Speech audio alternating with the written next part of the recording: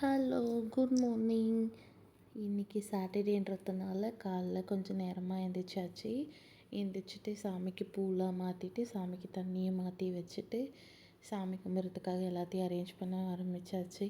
சரி, ஃபஸ்ட்டு குளிச்சுட்டு வந்தோடனே இதெல்லாம் பண்ணி முடிச்சிட்டா நம்ம கொஞ்சம் சீக்கிரமாக சாமி கும்பிட்டு சாப்பிட்றலாம் அப்படின்னு சொல்லிட்டு தான் இந்த வேலையை ஸ்டார்ட் பண்ணியாச்சு.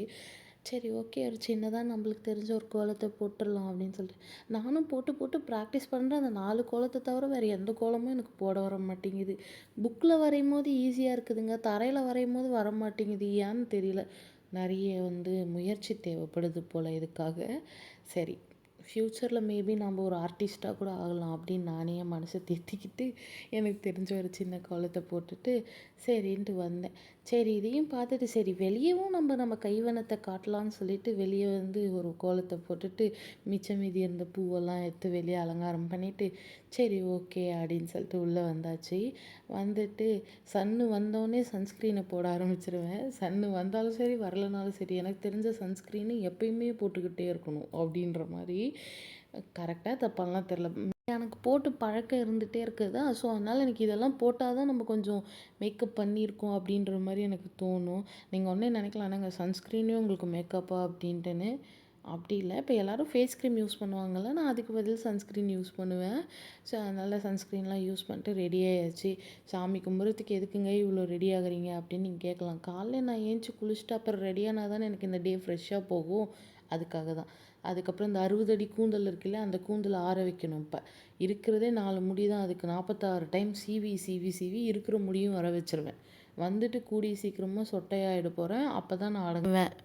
அதுவும் இல்லாமல் அதை வாரி முடிச்சுட்டு அதுக்கப்புறம் ஒரே ஹேர் ஸ்டைல் தான் எனக்கு தெரிஞ்சுது.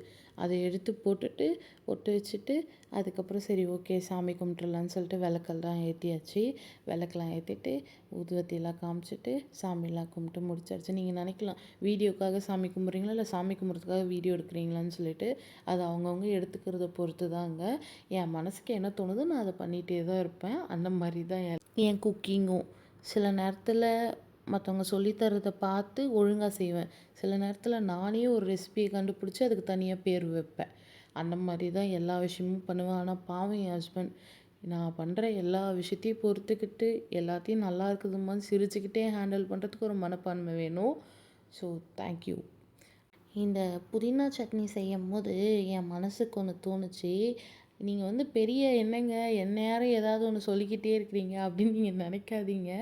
என்ன தோணுச்சுன்னா, பாருங்கள், ஃபஸ்ட்டு போடும்போது புதினா எவ்வளோ இருந்துச்சு, போட்ட அப்புறம் எவ்வளோ கம்மியாயிடுச்சு. இந்த மாதிரி தாங்க நம்ம கஷ்டமும் வரும்போது நம்மளுக்கு பெருசாக தெரியும். போக போக அதுவே சின்னதாயிடும். ஆட்டோமேட்டிக்காக அதே காணாமல் போயிடும். இந்த மாதிரி ஒரு ஒரு விஷயம் நடக்கும்போது நம்ம பண்ணுற விஷயத்தோட நம்ம கம்பேர் பண்ணி பார்த்துட்டு நம்ம மனசை தேத்திக்க வேண்டியதான். பாய்.